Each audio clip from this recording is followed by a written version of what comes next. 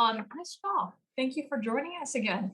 And look, I appreciate all that you have done. I love that story that you told about, opening up your conference room and having kids come in, so that your workers would feel comfortable, that they'd be able to keep their eye on the kids, make sure that they're going to school. It's those things that I saw around our district, around our communities, that really helped, I think, working families be able to, achieve success in the last 18 months. In your testimony, you thought that you said that you thought North Texas fared better than most during the pandemic. Can you elaborate a little bit on what led to that success? Certainly. Well, for one thing, we didn't shut down like so many, excuse me, of the other states around the country did. I feel like we fared better because of that, and because of the fact that we did not shut down. There were people moving here constantly. I'm in the Dallas-Fort Worth area, and the growth in our area has just exploded. And so those people coming in, buying homes, paying into the community, paying taxes into the community, and buying services and goods, all of those really helped to keep the North Texas area vibrant in a time that that many businesses were still struggling, of course, but I feel like we fared better than other parts of the country in many ways. So this administration, the majority, continues to propose several tax increases that will undoubtedly affect small businesses. We have a small business who did not see that tax hikes at all, that tax hikes are affecting small businesses. Coming off an almost 2-year pandemic, can you talk about how tax increases on your small business would affect you and other businesses? I don't see how it cannot hurt the small businesses. Increased taxes mean we won't be able to give our employees raises that we'd like to. It means we can't maybe do maintenance that needs to be done sometimes to the building and your facilities. Keeps us from hiring additional employees, and it hinders our ability to do upgrades to computer equipment and some of the other things that it takes to keep a business running as it should.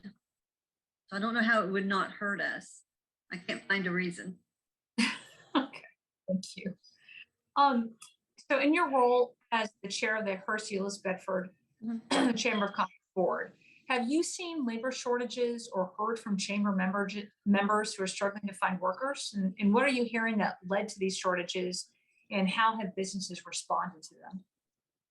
Absolutely.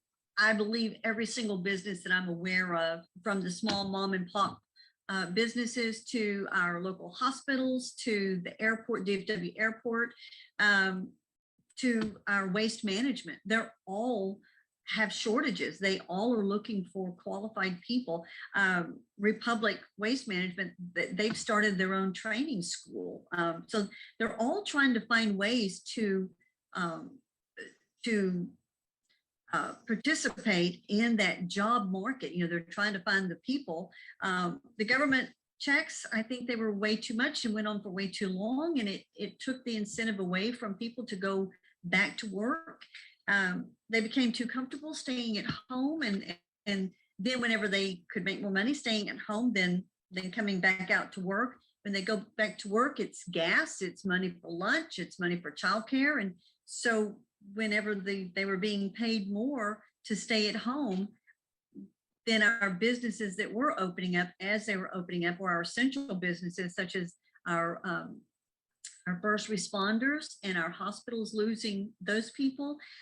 That's not the same people that are working in minimum wage jobs. These are people from the minimum wage jobs all the way up to our hospitals that are struggling. For the Chamber of Commerce, we worked tirelessly to try to work with our members. We have a business expo coming up, and we have incorporated a job fair into that. So we have worked with all 3 cities of Hearst, Euless, and Bedford, and we will be putting signs out and trying to really get more community involvement, and trying to let the people that are searching for a job or ready to get back in the workforce, we're trying to introduce them and put them together with the local business owners. So we're hoping that our job fair will go well. And so, we're just trying to do anything that we can to help support our local businesses. Excellent. I see my time has expired. Thank you very much. Thank you.